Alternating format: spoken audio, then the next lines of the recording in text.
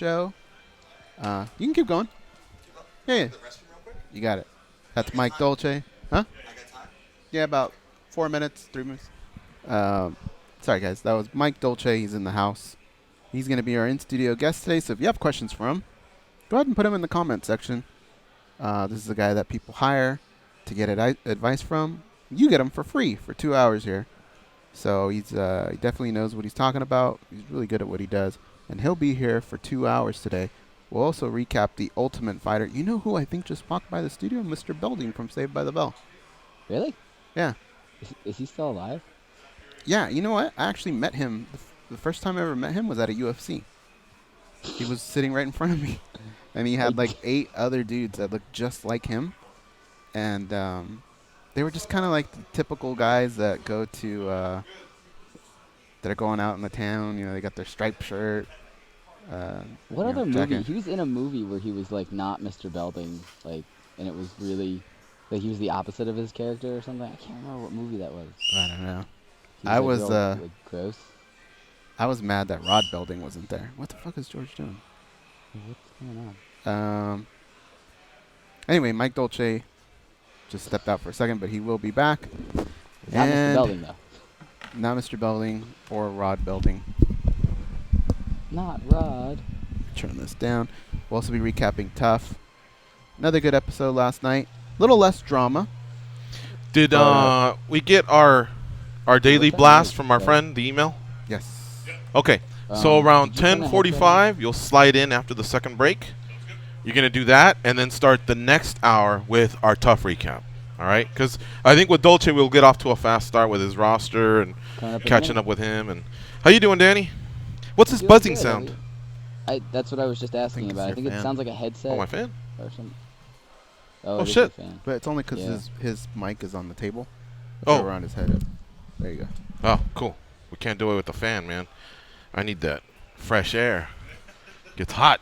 Take your backpack off. I need to start taking fresh air. I really like the undershirt look, you know? But I think there's just going to be a point where once that temperature says, I'm going to scare Dolce, watch.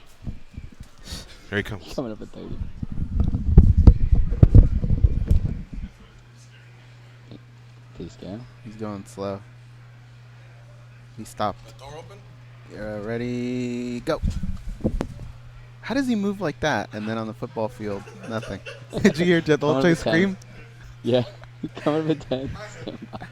That was awesome. Yeah. That was awesome. Stand by. This is your captain speaking. We are making our descent into Las Vegas McCarran Airport. On behalf of our crew, we'd like to thank you for flying MMAjunkie Airlines. Now please fasten your seatbelts and put your tray tables in your upright position because the descent is going to be a little bit bumpy. Alright, Junkie Nation, it's time to roll, baby, on MMAjunkie Radio with Gorgeous George and Gold. This is what we doing while we do it, baby. All night long, we rollin'! Yeah! The MMAjunkie Radio revolution is upon us. Can you dig it? There's no escape. No escape. Through the vast frontier of cyberspace and through a sea of stars in outer space. One small step for man, one giant leap for mankind. We've solidified our combat communications stranglehold. We are controlling transmission. With the use of MMAjunkie Radio and SiriusXM satellite radio technology. MMAjunkie Radio. Commence transmission.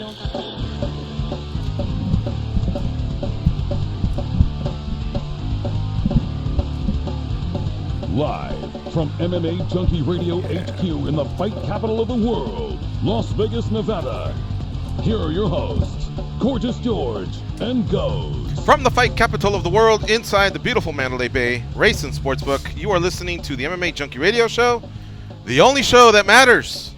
I'm your host, Gorgeous George. With me, as always, is the devious and dastardly Goes, RA's co-host, back east, handling all the producing duties. It's going to be Danny, of course, sitting to my right, our co-host for the day. He's also won his fair share of these. It's Mike Dolce. What's up, Dolce? How you doing? What's up, brother? Good to be back Should've once again. Brought those. We could have taken like a Demetrius Johnson. I can't picture. carry them all. I need a no, just kidding. Yeah, no, You got 3 of those? 4. 4? Oh, my bad. 4. All 4 actually. All 4? All 4. Since inception, we've been honored to win Trainer of the Year the last 4 years in a row consecutively. Strength and conditioning, nutrition, weight loss. Healthy weight loss, but in some cases that rapid weight loss. It is prom season, Yes. It is wedding season, and it's always MMA season, so there's always going to be that rapid weight loss. He's the expert on getting it done safely. He's also a podcast host and 4-time winner of Trainer of the Year. So Dolce, how you been, man? Been awesome. Life is good. New baby at home. I don't know if Arden was born since last. So now we have 2 little girls in diapers at home, which is awesome. 2 years old and 5 months old. And the gym is going crazy right down the street on Sunset in Buffalo. Dolce Fitness is kicking off. Great team of trainers, world-class trainers. Adrian Ramirez. Remember Adrian? Yeah. From he used to do with Johnny Hendricks and those guys? Johnny Hendricks. So Adrian helped Johnny win Cobra that Kai? world title, and now Adrian's working with us over there. So is Savannah Ige, who's a high level. I think she's the 7th fittest woman in Nevada in the CrossFit world. So we're kicking ass over there. Busy times. Changing lives, brother, just like you guys. I did. I've driven by and make a left on Buffalo so I can see it. Goes pointed it out to me one day. Okay. So I saw it there. Congratulations. But make a double left into the parking lot, though. All right. What are the hours? We're 24 hours a day. Are you? And that's What are your hours? I get there about 3:45 in the morning. I start working. Oh, Yeah, really? I'm So early, man. About 2-3 weeks ago, I saw you post on Instagram at 4 a.m. 4 I thought that was going to be like a home gym. No, that's in the gym. I'm there. My clients start coming in about 4:30 in the morning, and we run them all day long. We have a few group classes, it's more private and semi-private training, and we have holistic. So we have a team of registered dietitians, team of certified trainers. So it's an in-house place to come if you want to lose weight, get in amazing shape, peak for something, MMA competition. Working with less MMA athletes inside our facility and more regular folk, which I'm very passionate about these days, helping to change families, family structures, family trees, essentially. Well, why is that, though? Let me follow up on that. Why is it that you are working with less MMA athletes? Well, I have my PC answer is because, well, not everybody can be a professional athlete, and it's not fair that only professional athletes have access to professional coaches and world-class coaches and teams and the science and methodologies that professional athletes use. That's the PC answer. The honest, less PC answer is a lot of professional athletes are just pains in the ass to work with because it's the athlete, it's the manager, it's the agent, it's the team, it's their schedule, and it's very needy. They constantly need, and most don't want to pay. We have, set rates. We have lives, we have businesses, we have employees, and all these things that we have to do like everybody else. And a lot of the athletes have an entitled attitude. Not all. I mean, there's amazing athletes like Mirsad Bektik and Ronda Rousey and Carlos Condit, and we have a massive list of amazing athletes. But we don't really open our doors to just athlete walk-ins per se, because there's little for us to gain in the back end, where when you get a family, someone who's coming in with chronic overweight, obesity, metabolic conditions, diabetes, cardiac issues, they kind of had a come to Jesus moment with their doctor, and they give us a call. That's the client we want to see, because they're so compliant, they're so humble, they're so grateful, they're so hardworking. And it's not about having sexy abs, and it's not about winning millions of dollars in world titles. It's about being there to see the next generation and their family come through. So that's really the attitude that we have at Dolce Fitness. Now, we have pro athletes training there. We have high net worth individuals that come through constantly, but they're training side by side with regular folk. I'm a regular folk, too. I'm just a normal guy. I'm a family man and all that stuff. I put myself in that category.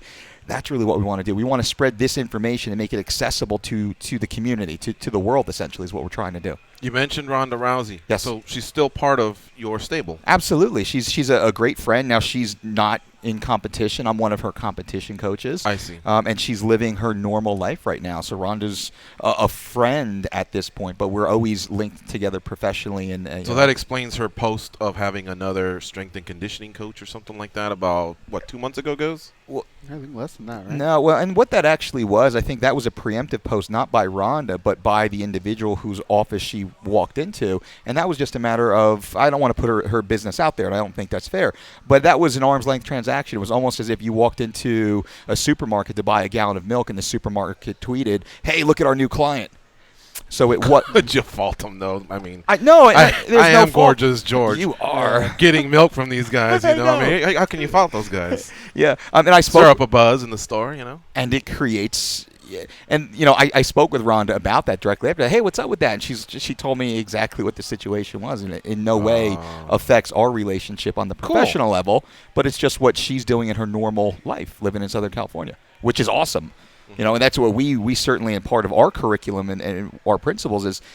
Every human should be going to see their doctor every 3 months. We should be getting comprehensive blood work. Every 3 months? Every 3 months. Wow. Every 3 months. I mean, you get your car done every 3 months. You're looking at your gauges constantly. When was the last time the devious and dastardly goes, have you had your blood work done? Long time. Long time. Why? Yeah, really long time. Why? I don't know, because I always feel good. Because you always feel good. Now, and everybody listening, this is important. If you're not getting your blood work done every 3 months, 6 months maximum, you cannot identify trends. Now, oftentimes, you'll go to the doctor, they'll look at your blood work and say, oh, you're fine. You're in the healthy zone. You're in the healthy zone. You're in the healthy zone. You'll get 3 years of being in the healthy zone. But if you're monitoring your blood work, truly being proactive in your health, you'll see that you went from low healthy to medium healthy to high healthy, and then you walk in and it's like, hey, you're out of line in all these different areas. Something's going on. Now we have to start treating it with medicine. Had 3 years ago you started to really pay attention, you could have noticed this trend very early on and corrected it 90% of the time through lifestyle modification. So that's what we're trying to do. I had blood work done yesterday during a flag football game. You gave blood? I gave a sample, yeah. Just gave a sample play to the one, field. Right? Wasn't it the first play? Yeah. First play, and get this, it wasn't even the opposition. It was a teammate. We collided. Yeah. Collateral damage. Yeah, my blood looked okay. It was okay? It was nice and red? Yeah, or was it kind of green and goopy? No. Okay. I'm not the Hulk. Well, you could be. Yeah, a lot of people mistaken me. I will say this. I had a panic attack about 2012, 5 years ago, something like that. And as I thought I was dying, the paramedics came in, and the first thing they did was prick my finger. Okay. They wanted to know if it was a diabetic attack. Is that what it's called? Maybe. And right away, so as I was dying and I thought I was floating, to the sky. Yeah. I heard him say, "Well, it's not a diabetic." He ruled that out. Okay. And somehow that kind of brought me back, because I didn't know what it could be. You're just panicking at that time. But I clearly remember him saying that, and because of me being a fluffier dude, I thought that one day I could be given that type of news. Yeah. That's why I don't go to the doctor, because I'm afraid of what he's going to say. That's why you should. Now, a lot of other people go, yeah, they say that. That's why you should. Well, why not? That's what our parents say why not sometimes. take it head on? True, but I don't know. I don't have an answer. I'm dumb. I don't have an answer to that follow-up, and that's a great follow-up, and I have a dumb answer. You're human. Because you're right. I should just go in there and face the music. Yeah. But maybe I keep thinking, I'm just going to go to the gym and Ulysses Gomez and run around the house and walk the dog and eat better, this and that. That's and next good. thing you know, I'll be at a decent weight where he'll go, hey, man, you're in a decent weight. You're all right. Get on out of here, kid, Because I was told that when I had a nice little run about 3 years ago. I remember him saying, your triglycerides are great. Yep. And it's because I had been eating a lot of oatmeal. Yeah. And so that, my cardiologist told me I had a healthy heart, that he didn't even foresee for the next 10 years that he would have to meet me, because that's how healthy my heart was. I didn't have a plaque buildup or anything like that. So I've been told some great stuff where I've walked out like Connor, like Vince McMahon, the billionaire walk, right? Feeling great. It is one hell of a relief. He's right about that. Goes, if you go in there and hear all that, I'm telling you, it's like, ooh, I mean, it's like pulling up your credit and having an 850 or just, being named the sexiest man in People. I don't know. Yep. It's this feeling of that's the most incredible thing. But when you slack off for a few years and you haven't followed up, you're just afraid of what he's going to say, or she, or whoever your doctor may be. And that's what it is with me. I'm kind of getting back. A lot of those great reports are being phased out, so I need to get back in there. But that's the scary thing, And let's the whole Junkie Nation, let's make it a plan. We're in May right now? During the month of May, we will all go and we'll all get our blood work done. Let's all get our blood work done. We'll do it together as a team. Can we do it after the gathering? Can we do it in June? Do it before the gathering? Do it after. Yeah, after. You're going to be DOA. Right. Let's all do it this month. Now, price-wise, I understand. Price-wise, you can get a basic blood panel anywhere between $50 and $150 if you're going out of pocket. Most American-based insurance companies will cover the cost for preventative care. Now, this is true. This is true. I got the call. Overseas, Australia, Canada, UK, they don't do preventative blood work, which is insane, makes no sense, but that's what. Where? like Australia, UK, Canada. So the public healthcare, government-based healthcare, they typically don't do preventative. They only do sick care. Here in the United States, most healthcare companies will do preventative. You can go. I think mine, I get 2 every 6 months. They cover my full blood panel, so I only have to go out of pocket a little bit the 2 months or the 3 months in between. You have Nevada health plan like I do, right? Yeah, we get 2, I think. Yeah, they've called and they're willing to do it. So you're getting it for free. You're not even taking advantage. Paying those premiums. We're dumb, huh? You're not dumb. You're normal. And the vast majority of those who walk into our facility and sit down and say they want to make a change, they don't have it either, and they haven't had it in at least 3 years. And usually they only had it 3 years ago because there was an incident that really kind of forced them to do so. They had to get their term life care insurance, or they got a new job, or they had a little bit of an issue and they were hospitalized and they got their blood work done. But we all get scared because we don't want it to be us. We don't want to come face to face with the reality that we are human and none of us will get out of here alive. We all will die at some point, and we kind of don't want to know how close we are to that number. So we don't walk into the doctor fearing the worst, typically because we're not living a lifestyle that would make us feel confident in getting a good result. We're not studying for the test. We're not doing our homework, before the lead up to that test. But once you have those tests, you get to see where you are. Oh, my cholesterol is a little high. I should start eating more oats. I should get more fiber into my diet. My A1C level, which is a predictor of diabetes, is getting a little high. It's higher than it was 3 years or so ago. The last time Goza got his done, or George's got his done. It's higher. You know what? I'm trending in the wrong way. Let me make some lifestyle changes, and you'll see those numbers come back in the range. Lifestyle can manage the vast majority of these issues. Outside of genetic disorders and, rare acts of God, lifestyle modification will, I don't want to say cure, but will prevent the onset of most of these health conditions. And it's so we can control that completely. And most of us choose not to. 2/3 of Americans will die of lifestyle-related disease simply because they're not proactive in their health. This is why I'm so passionate about dealing with regular people and not as much the pro athletes. Pro athletes are great and all that fun stuff, but it's the regular people that we want to get this message out to. We want to kind of reverse the tide of what's been happening over the last 20, 30 years here. I do want to circle back just to make sure and put it to bed. Yes. There's a lot of booger-eating internet sensations out there, bloggers, that I don't want them to run with just a tail end of a quote. To be clear, you are still working with Ronda Rousey. Yes. If she were to come back to competition, and there's still a friendship there, we're all good. There's a great friendship with Ronda and I. Ronda is retired, and she's very clear. Ronda is retired. As a retired athlete, there is no reason Has she formally said that? Has she formally said that? Yeah. Well, as of right now, okay, she's retired. So I'm not putting words in her mouth, mind you, internet trolls. So Ronda is not engaged in active competition. She's not engaged in pursuing active competition. I think she's been clear, and Dana's been clear about that. So I'm not going to speak for her. But right now, there's no fight scheduled. There's no fight thought of. There's no fight conversed about. Therefore, working with our team on that sports performance side has no use and no benefit to her. Now, I'm here more as a friend of hers and a supporter, ready to answer that call if and when it does come, just like any of our other athletes. But right now, no, she's not pushing the athletic side right now. What about Carlos Condit? I haven't heard much of him since the middle of last year after his last fight. Carlos is his own man. Yeah. Carlos is the athlete all MMA athletes should aspire to be like. Carlos is a very well-grounded family man. Carlos is very intelligent. Last time I spoke with Carlos, not that long ago, he was pursuing real estate, whether that was being a real estate salesperson or buying investment. I know Carlos owns real estate properties also, multiple properties. Carlos was very smart with his money. He saved his money. He invested his money.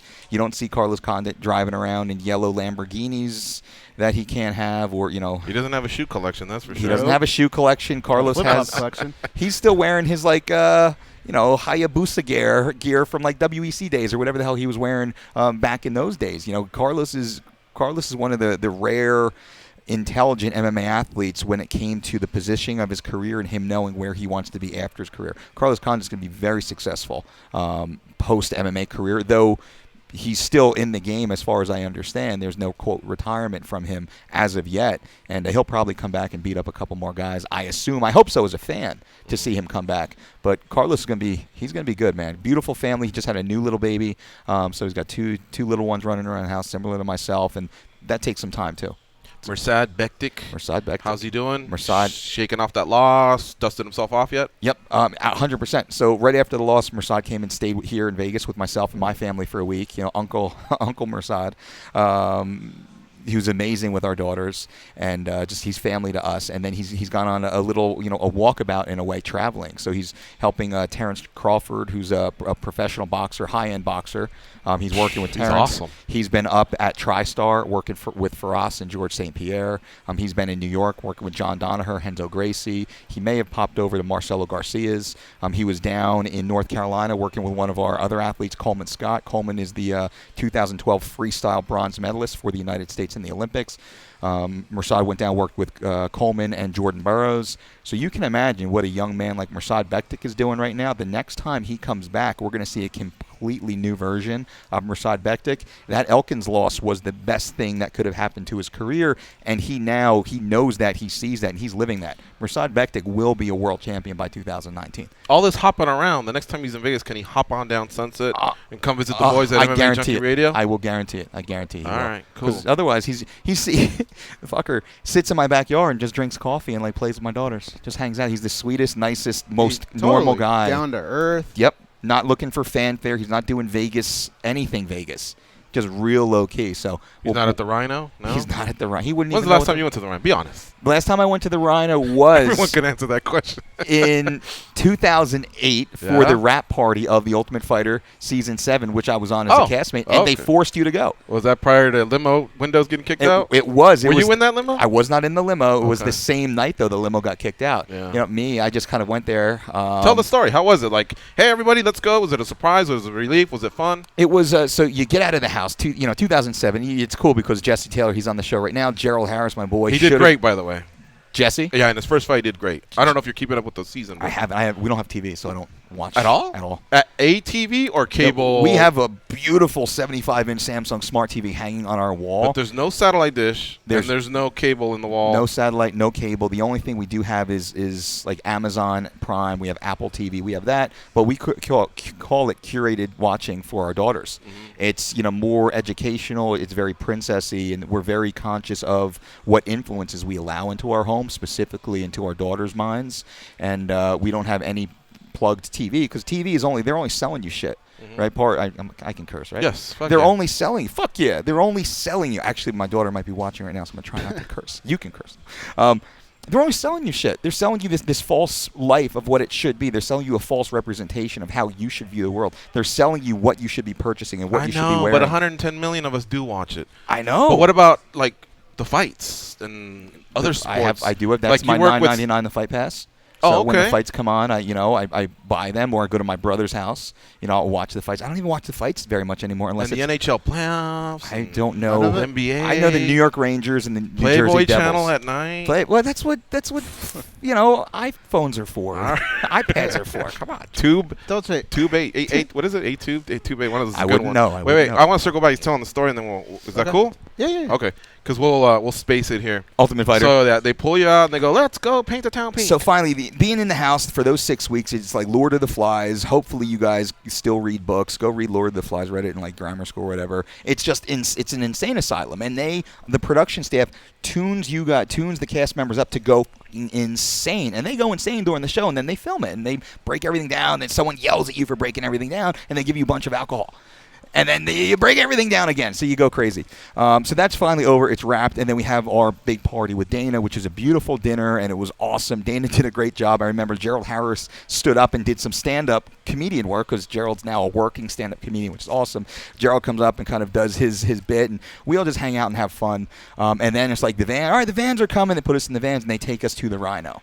I'm not really that guy. I don't really enjoy that type of stuff. I mean, I like pretty women and all that stuff. Awesome. But I don't drink. I don't really enjoy sitting around. I'm an eater. If I'm going out to a place, I want to have food there, and there's no food that I'm going to eat. No disrespect to the Rhino. I don't know. I'm not going to eat anything coming off those tables. And, so you're there for a bunch of hours, and then it's time to go.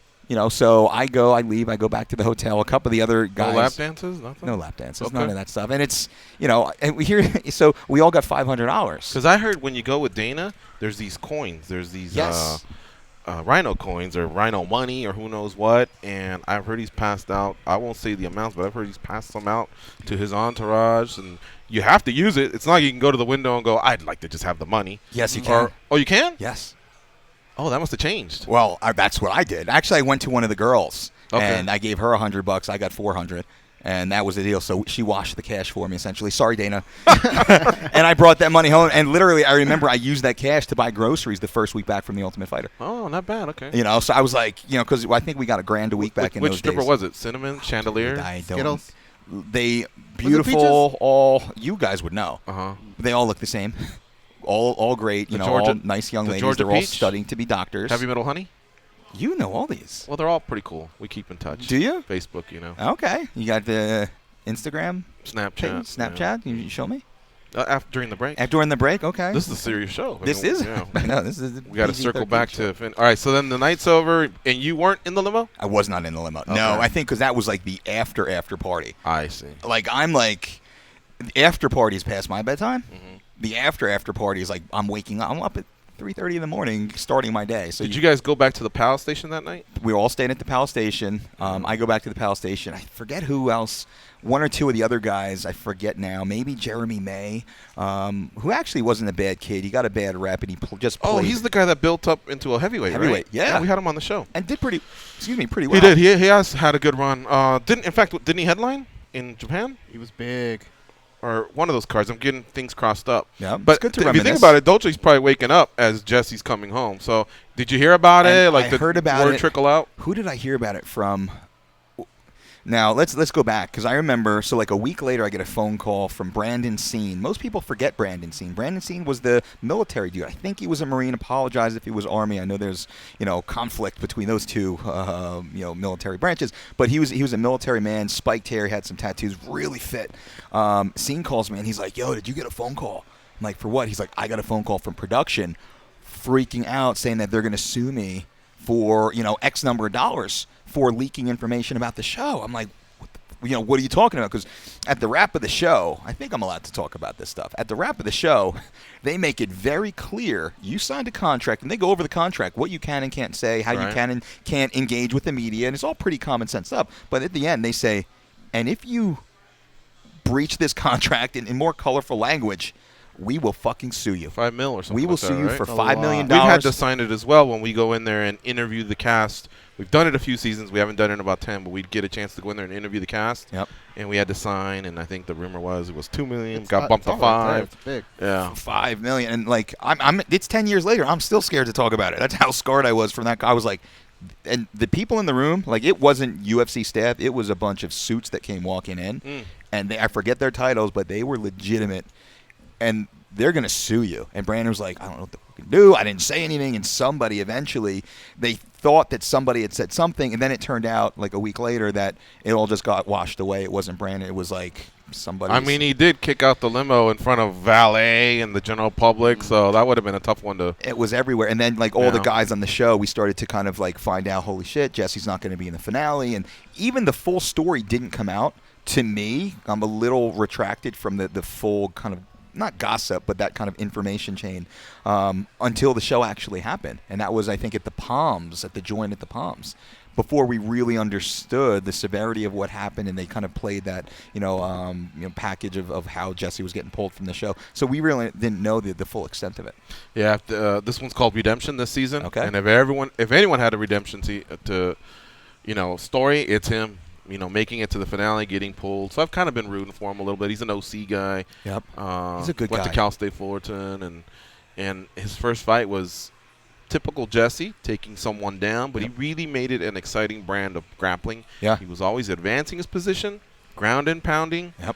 going for submissions. Yep. So we'll see how it plays out, and we'll talk more about that because Jason B's going to do his weekly recap. But Goes, you had wanted to say something there. So the season is called Redemption, Yes. and you've been on a season of The Ultimate Fighter. Did you Yes. ever get a call? And if you didn't, how do you think that call would go? Is there a piece of you that would maybe want to give that another shot? I was a cast member on season 7. I also coached 4 other seasons, assistant coaches, 2 with Rampage, 1 with Chael, 1 with BJ. So, like, keeping that in mind, I'm very experienced on the Ultimate Fighter set. I know how it goes. If I ever got that phone call, now I haven't fought since 2007 or so, and I was never a great fighter, nor did I position myself to be, but I was always fucking tough. You know, I fought Delson Heleno, Lyman Good, 2 decisions. I fought Carl Amasu over in Japan. You know, I have some good wins also, a lot of knockout wins on my record, not the full records on Sure Dogs, no matter what the trolls say. Would I fight? I love to compete. So would I fight again? In my mind, I still got one more good one in me, one more good run. It's because I'm a dude and I got testosterone and, you know, I got this attitude and, you know, I feel unfulfilled because of the way my career had CM Punk ended. CM Punk, I would love to. You're a big name Phil, if you want to fucking throw down, homie, that's the one I would come out for. Yeah? Of course. So you're welter, right? I'm right Not now. now, I know. Right now I'm a light heavy. But I could I could probably make 55 because I am the Dolce diet. I could do whatever the hell I want weight class wise. But I'd probably like 85 more than anything. Now this is not. But I'm not calling out Phil. Not calling out CM Punk. No, that's not me. Now Jason Ellis, on the other hand. You guys know Jason Ellis from SiriusXM? Yeah. Jason Ellis versus CM Punk. That's the fight that we should see. Jason just won King of the Cage, and we worked with Jason for that fight. Jason, and I think that's a fair fight. Those guys are equally skilled. I think they're equally experienced. That would be a true good fight, and I think we could see a 3-round war with that. I'm betting on Jason because I know the way he trained. Phil, CM, do I call him Phil or CM? Chick Magnet. Chick Magnet? Yeah, no, CM. I don't, whatever you CM. want. So Punk, we'll call him Punk. He trains up with Duke and those guys, so he trains hard too. But, you know. Now, what does Jason fight at? What weight? Jason fight at, right in this fight, we did a catch of 190. He was coming down from 210. Yeah, because he's a big cat. We started camp at 210. I think 212. Now, fight week, he was waking up at 189, 190. The goal was take this fight at 90 or 85 on the way down to the possibility of 70. But at his age and stage of career, we only cut weight if we get paid. What's his age? He's early 40s. Early 40s? Early Okay. mid-40s. And what's your age now? I'm 41. So both of you are candidates. Now, CM Punk does fight at 70. At least that's where he fought, and I think that's where he wanted to remain. That's why I was asking, could you get to 70? But I would need a big payday to do that, you know, and I just say that frankly. I don't want to fight. I'm not calling out CM Punk, so don't nobody write that. Let's just be clear. We're just joking around the conversation. But you would fight him. Well, you're not calling him out, but you would fight him. George, you put me on the spot here. Well, because I think a lot of us want to see you come back for one more. You said you had one more in you. I said it would be nice to have one more. I'm gonna have to go back. What do you want to do? Get buried on the prelims, like on Fight Pass, and you want to fly over and do the first card in Cambodia? Truly, no, right? I'm trying to put you on a big card here. I would much prefer managing the weight cut and performance of the person who fought him. That's my role. That's where I would love to be. That'd be great. But you did say you had one more in you. I do. I always so do. I'm trying to work Every off this. Every man does. Yeah. And if I ever did decide to come back, how about this? I would come back and announce it on this very show. Okay. I would come back and I would if I did ever want to fight an individual, a single person, and I would call that person out on this show. Right now I have no list. I have no desire to do so, but should that ever happen, it will be here on the MMA Junkie Radio Show. Fair enough. I like it. Fair enough. Fair enough. All right. Brandy right now is probably screaming at you, George. Is she? Oh, I'm sure. Am I derailing a Jason Ellis CM Punk fight, or is there something cooking, you're or taking what? him away from. You're taking like 2 little babies at I home. I followed up on a comment you said. I know, it's a good journalist right here, Brandy, too. do you want him to fight, some small show in some hick town or whatever? You guys are weighing on a teeter-totter. Right now. Is it even? Yeah, okay. We're pulling a Cormier, maybe. I could make 70 like that today if I had to. Yeah, so I'm trying to get you the biggest fight possible, and might as well throw you in there. The age is the same. Yep. You've obviously grown in stature since The Ultimate Fighter. Yep. You're the Dolce diet, for crying out loud. You have 4 of these. CM Punk obviously had some successes. That's what I'm trying to do. I'm trying to get you paid. I think Brandy's at home with like Disney World pamphlets, just ripping them up, going, "This guy, I'm gonna kill Where's him." Mersad? Send them out. Send Mersad. Let him go out there and beat those 2 guys up. All right, let's take this break. It's MMA Junkie Radio with Mike Dolce. When we come back, Goes has a great question lined up for Mike Dolce. I've been cutting him off. He hasn't really gotten it out, but he will get it out after this break. It's MMA Junkie Radio on SiriusXM Rush 93 with Mike Dolce in the house. Stay close.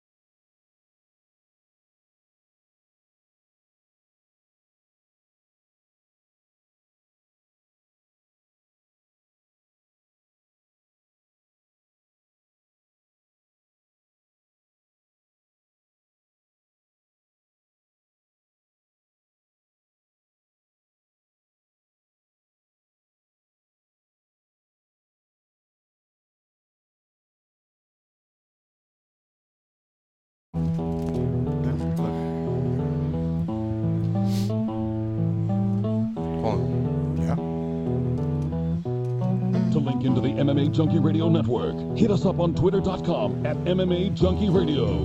This is MMA Junkie Radio.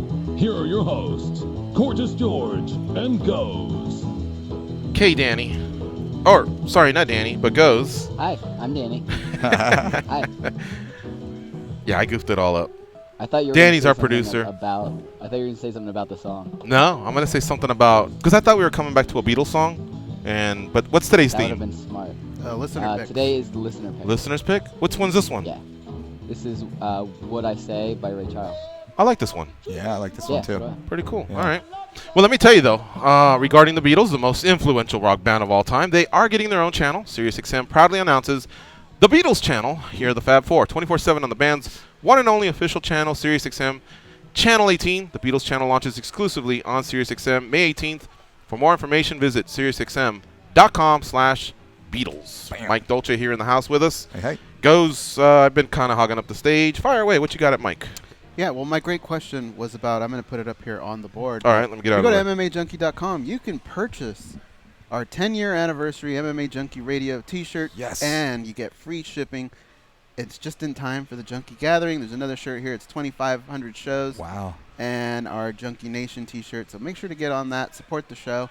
And my question to Dolce is, you think that's cool? Do I think that's cool? Yeah.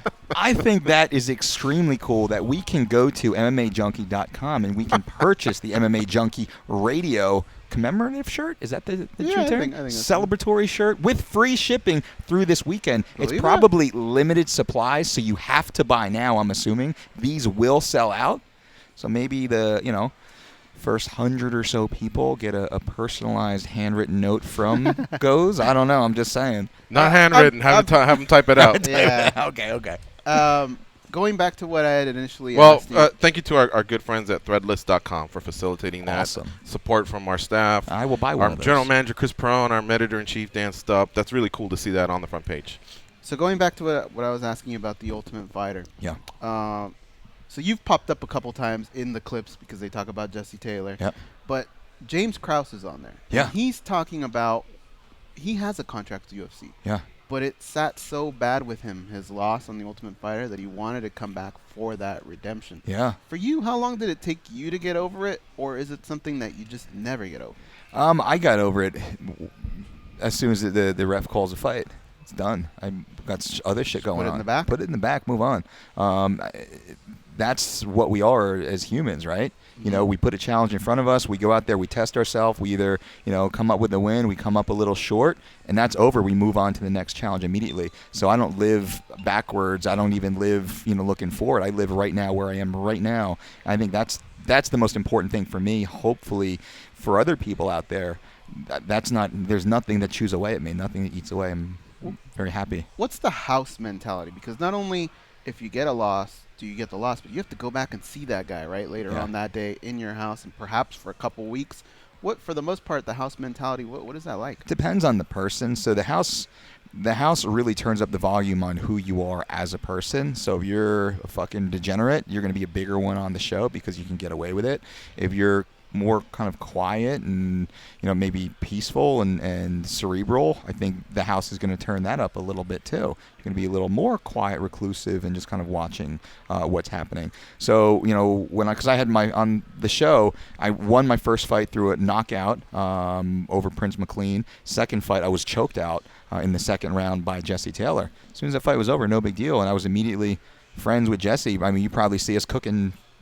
I mean, if you watched our season, I think that night or the next day, we're in the kitchen cooking together, shooting the shit, hanging out in the hot tub, and then I think on the show, because I've always been a coach, and that's kind of why I say I don't hang my identity on being a fighter or on a business or diet coach or anything, more on a father and a husband, I think, than anything else.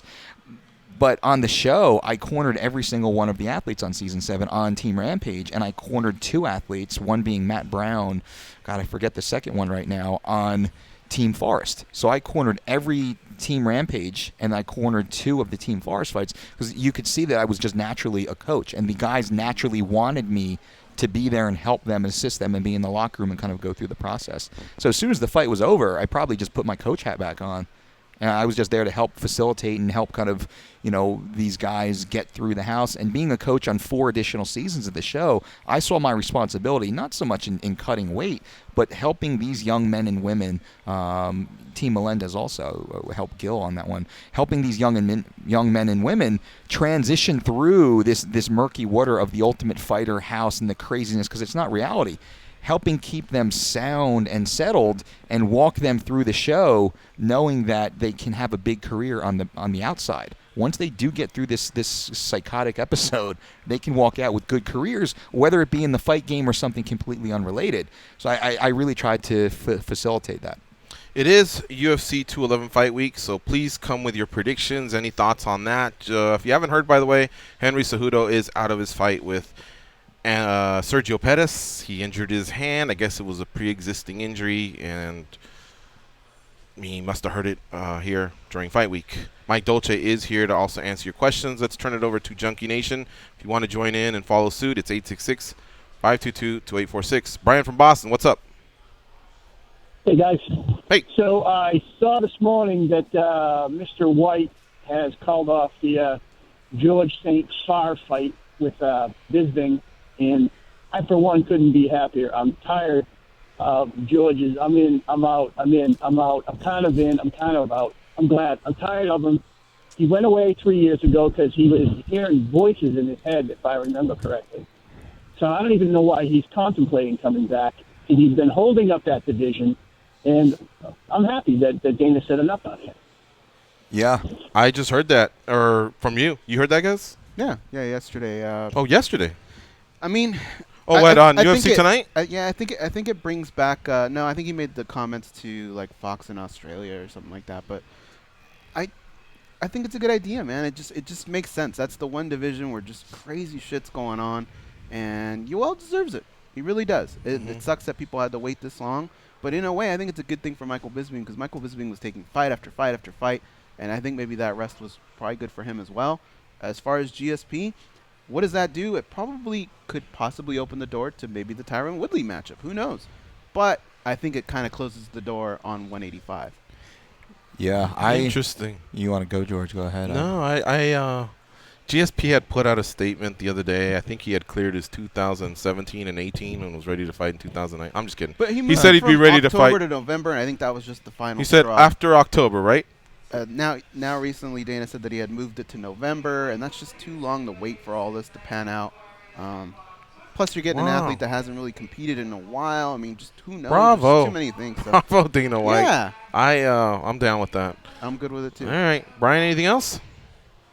Yeah, I actually called in about a year and a half ago when he really started more about his talking about coming back. And I said then, and I stand by it, we're never going to see him in a cage again. He's not coming back.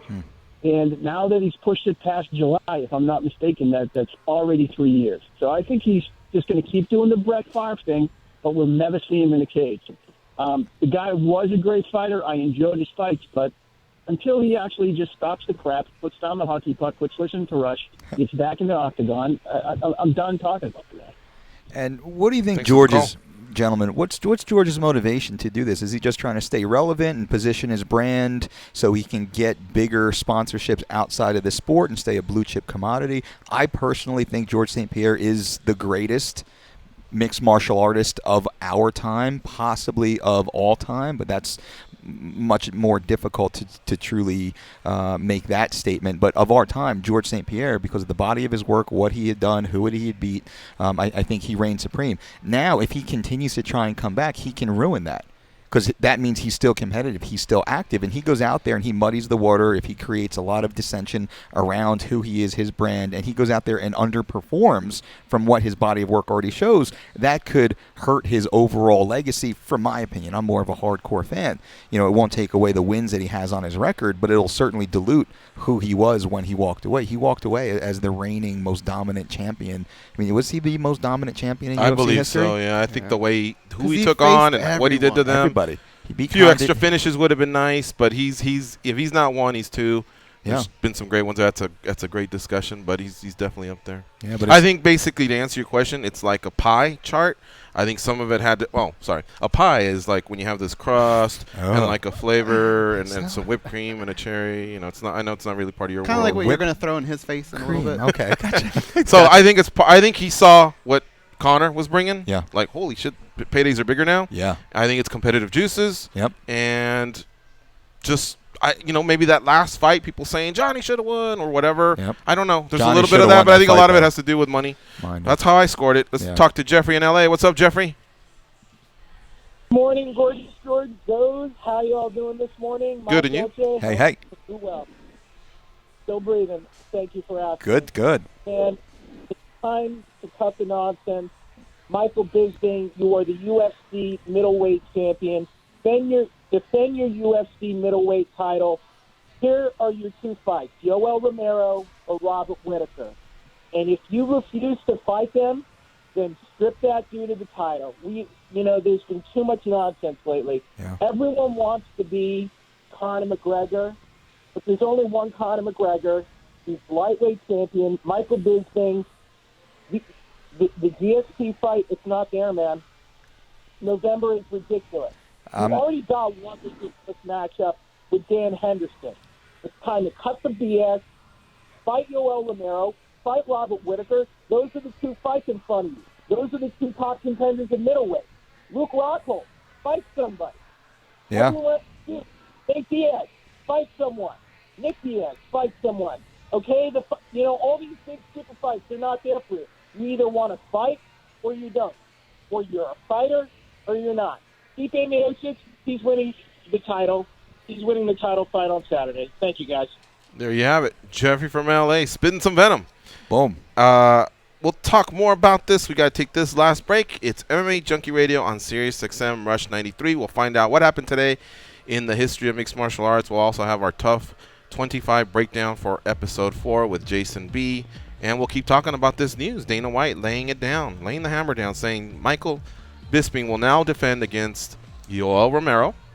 I don't disagree with Whitaker being up there, Jeffrey, but I think Romero's the clear number one. Sure. Whitaker will probably have to take on another contender, and then I Mousasi? think more than likely he'll be next. Musasi's up there as well. Yeah. So now it's just a matter of guessing when this fight may go down. Who knows? Bisping's backyard now is Anaheim Hills, California. Yep. About a 15-minute drive from Anaheim, California, where the Honda Center is at. If not that, I don't know. There's a lot of fight cards coming up. All right, it's MMA Junkie Radio on Sirius XM Rush 93. Mike Dolce in the house.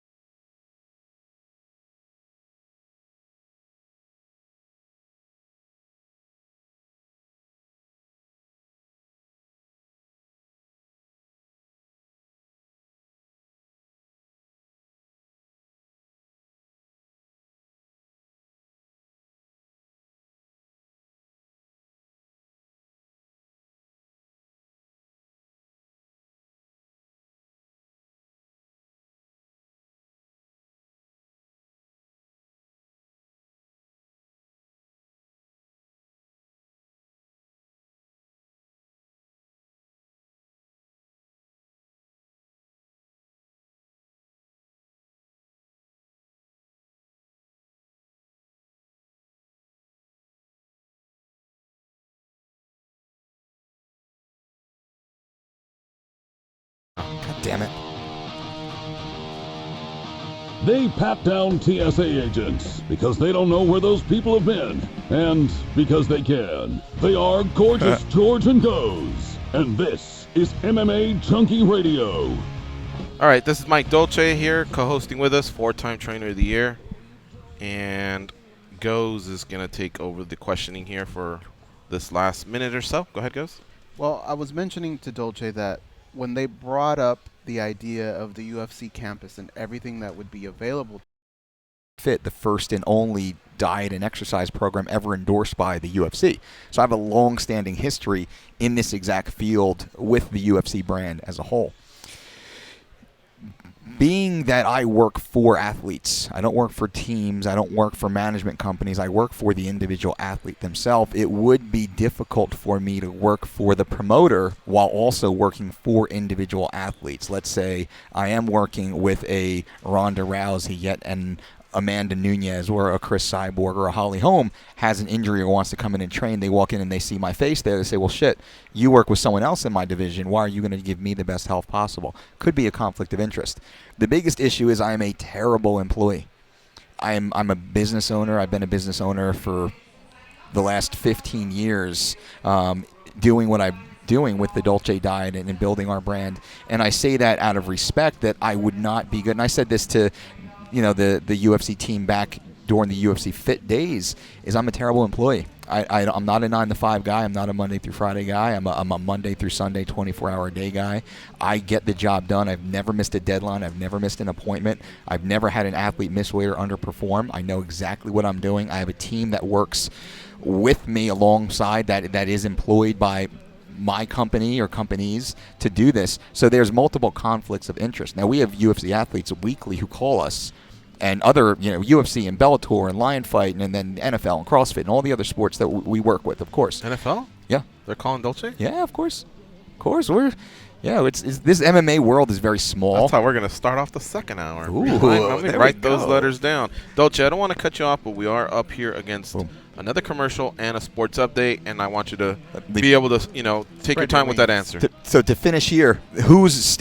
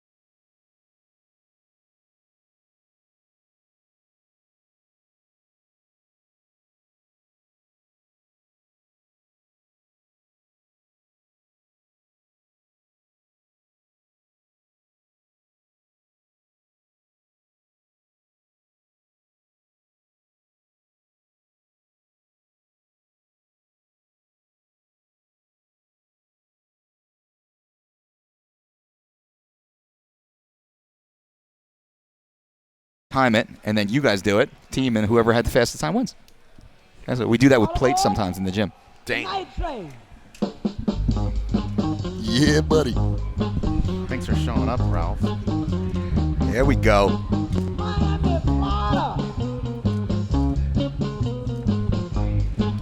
Atlanta, Georgia. You guys feeling this? Yeah. Raleigh, North Carolina.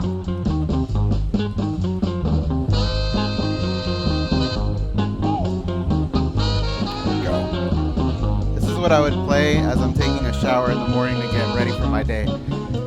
It's motivating.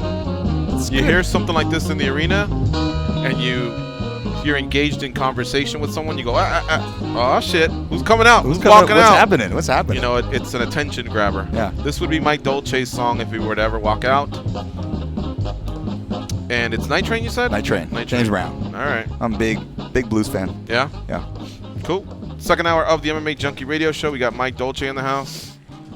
Picking on my buddy Big Ralph because I would say Big Ralph and I exchange about 100 texts per week. Okay. About 80 of them have to do with him railing me on my weight. So that was my chance for payback. To get him back. Yeah. You see how I built him up? I go, he once lost a lot of weight. Yeah. He won a weight loss contest, and he got down to 158. And then I little by little was giving that Al Stroverine big old hammer. What's it called? Sledgehammer? Yeah, I was just kind of getting it, chalking up my hands, and then The bam! demolition man. Boom. Right Yeah. back down. He actually did your 3 weeks to shredded. I saw him do it. That's awesome. He had the cookbook, and the one thing he fucked up on. What was it you added every day? You just couldn't get away salsa. from. I know it's. No, Okay. I know, but there was something. Tabasco. No. Tabasco's okay. Spices. We try and go. If you want spicy, get jalapenos. That's what Dwayne Ludwig would always do. You get fucking hot, real peppers, and add them, chop them up. So if you can make your own salsa, super spicy hot, go nuts. When you But buy it worked. He lost. How much did you lose, Big Ralph? 3 weeks it was like 14 awesome. pounds. Hell yeah. And he rode his bike, so he was healthy. Okay, getting Yeah. it done. And it's true. So prom season, wedding season, and if you have a fight coming up, Dolce, how many books do you have available now? We have 4 books available, but the biggest thing we have an online program which is completely automated for you. It's completely personalized based on our 3 weeks to shredded program or our living lean. So it's a 4-week or a 12-week program, 100% personalized. It took us 18 months to build the rule engine behind the system. We beta tested it. It's in market right now. Thousands of people around the world are using it and getting fucking amazing results, crushing it. The average weight loss is in excess of 14 pounds in the first 21 days. So on 3 weeks of shredded, we're seeing loss between 14 and 21 pounds in that period of time. And people are crushing. We have a massive leaderboard that's international, so you can see like who's doing the best in Australia, United States, or overall, and who's the best What in your country's category. crushing it? America. Oh, yeah. American exceptionalism. Who's number 2? Got to be England, right? I think it could be Canada. That type of food, who wouldn't lose weight? It's exactly. I think usually it's Canada, Australia, and the UK usually battle for that second spot, and depending on what the information we're looking for. Because I hear obesity is overtaking South America a little bit. Yeah. They usually eat at home. Okay. And now a little bit of the fast food has infiltrated the malls, and and then another country that's just going to suffer big time is in the Middle East, and I think it was Qatar. Okay. All right. I saw something on Vice, and over there, because a lot of people are religious and conservative, people don't go to clubs or go to bars and do happy hour and do this and do that. They actually just go out as a family and eat, and apparently it's kind of it's a social scene to be seen eating some of the fast food that's out there. Is what families are doing as a family. And apparently, these people are just gulping down this type of food. And now there's delivery for Chili's and McDonald's and Burger King and everything else. And they were just showing a lot of kids, fluffy kids. And obviously the doctors are trying to, put the kibosh on this, because with that comes diabetes and with a few other illnesses, pharmaceutical sales, heart disease, yeah, exactly. So are the doctors really trying to kibosh it, or are they trying to? But there's, there's a lot of them that obviously good people out there. There are good people out there. They don't subscribe to prescribing just anything. True. Yeah. All right. So let's go down the route of what you were really gonna ask. to Mike Dolce. I got the same press release regarding that big campus that they have out there. Just right down the street from Mike Dolce's house. They started to make some announcements recently. Who's going to be heading this department, that department? Take it, Gus. Well, I already asked the question, so I think you were halfway through the answer, right? It was during the break, Gus. No, it wasn't. I think we'd come back for a quick minute or so. Oh, yeah. So let's finish that part, yeah. So with the UFC Performance Institute, I think it's a huge step forward for the MMA athletes that they actually have qualified answers to questions that they might have, or for treatment that they most desperately need, specifically with orthopedic issues, with bodily injuries. When it comes to the nutrition side, it's nice to have a uniformed foundation of nutrition information, because most of these athletes are getting nutrition from just the local fucking tattooed juice head, and that's not the right information. Truly, that's not the right information. They need qualified medical information. And what we do, we operate under the premise of medical nutrition therapy, which only registered dietitians can disseminate that information or administer the protocols that fall under medical nutrition therapy. Every mixed martial artist, combat athlete, wrestler, boxer, jiu-jitsu practitioner, you fall into that category. You can't just get any old RD. It's an RD that's qualified medical nutrition therapy, not just a sports dietitian even, because there's multiple segments of that. The UFC has done a great job staffing their team with 2 top names. I believe it's Bo Kimball on the strength and conditioning side, and my apologies for forgetting the dietitian's name. He's very well known. He comes from Cornell. He has experience as a USA wrestling athlete. I believe he was a freestyle national champion, at the very least a freestyle national competitor in his own right at a very high level. Here it is. That's what I was looking for. It's not that I've been looking away for other stuff. Yep. So it's Bo and Clint. Bo and Clint. There you go. Wattenberg. Wattenberg is the other gentleman. So those 2 gentlemen, I think they're going to do a great job. Here's the issue, I believe, and now I'm just speculating. The UFC, Bo and Clint, are going to have a hard time getting the athlete to buy in and believe them. Now, their heart is in the right place, but most athletes, by nature, are very suspicious of anybody who's trying to help, and they're going to be very suspicious of any information that they receive that's contrary to what their coach is. Now, I run into this all the time.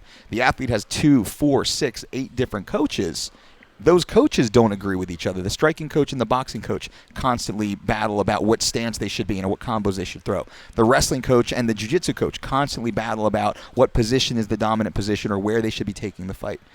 Of course, when you bring in a nutrition or a strength and conditioning expert, the skills coaches have even a farther divide of information, of shared information from our field. So we become cast to the side even farther and thrown away that what we're talking about is not good, it's not right. We can work the weight off. Just work, stop, come in the gym and work harder. It's really the work harder mentality. Now, I doubt Bo and Clint are going to have that mentality. They're going to be very science-based. So with that, it's going to be hard for the athlete to accept the information, harder for them to implement the information. But really, from a logistic perspective, we have athletes all over the world to fly in and out of Las Vegas to take advantage of the good work that Bo and Clint are going to be doing. It's going to be a long journey, probably a multi-year journey to get this up and running. And the last piece is, I think the Performance Center, the UFC Performance Center, will be ideal for injuries. When an athlete gets hurt, I think that's the ideal place for them to come, almost like the NFL. You go to your team doctor first, your team doctors take a look at it, you get your x-rays, you get your MRIs, you get your evaluation, and the team can say, hey, don't worry about it. Like Henry Cejudo, no worries, buddy. Like, that's going to be okay. We're going to take XYZ protocol. Or, hey, there's a cyst. There's some torn ligaments in here. They would have found that out weeks in advance, most likely, and we can have the proper protocols built in place to look after you. Take that back to your team in conjunction with us. So I think their world is most likely going to be a third-party consultant to what the athlete and their team are doing inherently, and that's very much the way that we work, too. We provide our scientific information to the athlete who disseminates it to the team. It's kind of a pain in the ass because you get people who don't understand some of the information offering insight to it, and the response you get back sometimes is completely unconnected. And so I do see that being part of the problem, but it's the right step forward. It's the way they have to go. You ever wonder, this is all pretty fascinating, how the sport's growing and it's becoming more corporate and science-based and everybody's making a ton more money, but it seemed like some of the grassroots days were a little bit more fun. Loved it. And some people were still making money, and the company was still making money. I mean, like a little post-tough? Yeah. You know, like no offense to Reebok. I've purchased their stuff before, but you know, some of the fighters swear they were making more money by, you know, chasing their own stuff, getting their own stuff done. And like you've always said goes, if Chuck Liddell comes back, you don't want to see him in Reebok. You want to see him in a pair of blue shorts with icicles on them. Hell yeah. You know, and I don't know, man. I guess the sport needed to grow up. That's good. I also came across this bit of information. Jessica Penne, first UFC athlete, flagged for potential doping violation following biological passport review. What the fuck is all that? So the biological passport, I'm not an expert at this, but I have awareness to it. Essentially, early on in the athlete's career, they have a baseline of certain criteria, for lack of better terminology, that identifies who the athlete is and what their baselines are. Now, my understanding of this would be essentially that an athlete's generally running at a specific testosterone level, and testosterone is an easy one to talk about. They're generally running at a specific testosterone level for maybe when they first get tested, and then 6 months later, and 6 months later, and 6 months later, and then you see a massive change in their testosterone to epitestosterone or estrogen level. Though still legal, something fucking happened that's way off. That's just one, layperson's look. We're not a drug testing company. We don't really, work in that field, but that's our understanding of it. So Jessica now is going to have to show medically that, and we don't even know what it is because they didn't release that, so it's just speculation. So something happened within her blood, or the test, and I believe it's the blood test that they pull. Something happened that's a stark difference from what she was originally 6, 12, 18 months or so ago when she first kind of signed up to the system, and they're going to look into that. The fact that this is the first time it's ever happened is interesting. To a female is very interesting, so I'm curious to see how this works out. I would be leaning towards it was some sort of natural blip or change, and Jessica Penne has never been accused of being a doped athlete. Whatever this is, could it have enhanced her performance against Danielle Taylor? Could it have? Yeah. It certainly. I think that's the goal. They're trying to look for any fight sort night, of. She could have been a better fighter than Danielle Taylor, because if she ingested something or something was, if she had done something to her body to make some sort of stark change from what she was previously, that is in excess of what her normal biology and physiology would have shown or would have normally allowed, I believe that's where the passport is going to get flagged. Now, I'm sure you can have Jeff Nowitzki come in and get a lot deeper into explaining what that would be, but your passport is kind of your fingerprint in essence, and there's a change to her fingerprint. So I believe USADA is going to wonder why. Man, what happened to a fight's a fight? Fight's a fight. You know what I feel? Okay, we're all fans of the Rocky movies. You mentioned Rocky, right? Mm-hmm. Do you remember Rocky's training camps, where it was him putting 8 eggs into we all did that too, didn't we? And drinking, or them raggedy ass sweats with Converse, or him running up them steps, or the kids chasing him, or them going old school at Apollo's gym. Remember, it was in L.A. and it was grimy and dirty and blood splattered everywhere, and or even when he went to the mountains and he was just chopping wood, and running in the cold. That all looked like fun. It looked like a fighter, a Philly-bred fighter having a good time. Now, do you remember not the episode, the movie when Drago was? Yeah, and he was running, and they had stuff attached to him, and they had computers, and I feel like that's like the new UFC era is Drago, and the old UFC era is Rocky, and what was more fun to me? Chasing a chicken's more fun. Yeah, that was more fun to me than how computerized and how scientific. Like, I'm all for not cheating. I think there's something to recovery, but god damn, man, like. And that what if all that is just bullshit? That can harm an athlete's reputation. Absolutely. She's not my favorite fighter. I don't really know her, but that's the part that sucks. How many people even read this story, right? They just see the headline and they kind of file that. It looks like it's Chinese to me, so I'm glad he's here to explain it. But all I know is that we have to do our job. That's the headline, and I'm glad they specify potential doping violation. But just as I read it, I'm like, through layman, okay, it doesn't look like she tried to really enhance herself too much better to fight Danielle Taylor. This just looks something like minuscule. Yeah, and I'm against this type of preemptive notification. They don't know that anything was even done wrong, but like you said, she's being accused. Now she's going to be treated as if she's a doper, without the benefit of having a trial or having the evidence come out. Nobody even knows what it was, just that she's been flagged for a potential doping violation. There should be privacy laws in place. And, we have athletes that compete against people who have been busted before, and we get it. The athletes shouldn't be able to compete while this is going on, but it shouldn't be for public conversation to protect the athlete's career and to protect their brand, protect their reputation, and also to protect the integrity of the sport. We don't know what happened here. Come out and say, this is exactly what we found. We've spoken with Jessica and her team. They've come back with a B sample. They've tested it, and it's been found inconclusive or conclusive. That should be the first story that ever runs. Coming out early, I don't know. And let's say it doesn't. Let's say it comes back and she's fine. Could the athlete make a case for a libel claim or a slander claim? They probably could. And now let's say that the lab messed up. Somebody's willing to listen, yeah, for sure, and see if that's possible. And what if what if she was on the table for a Reebok deal? And deal's off the table. What if she's to do a TV show? Who knows what? Because these athletes are popular now, and Jessica Panay, she's a marketable young lady. She's very skilled. She fought for the title. She's someone who could go out and make a 6-figure income doing some of these other gigs that are available. I'm just looking at it I'm very pro-athlete, and you can probably tell the way I speak, very pro-athlete, love the sport, love the organization, but I'm for the athlete. So I always want to stand on their side. Come out with the information, the conclusive information. Don't just tarnish people's reputation. And if they did dope, I'm a firm believer in lifetime suspensions for doping. I've been very adamant about that. After the first one? First time, lifetime. First time, lifetime, and also if you miss weight, 50% of your purse immediately gone and only goes to your opponent. It doesn't go to the fucking commission, which is such bullshit. The commission doesn't do any additional work when the athlete misses weight. The only person who does work and who has risk is the opponent. 50% of that purse or 100% of whatever that is taken should go only to the opponent. Period. The end. The commission shouldn't get a piece of that.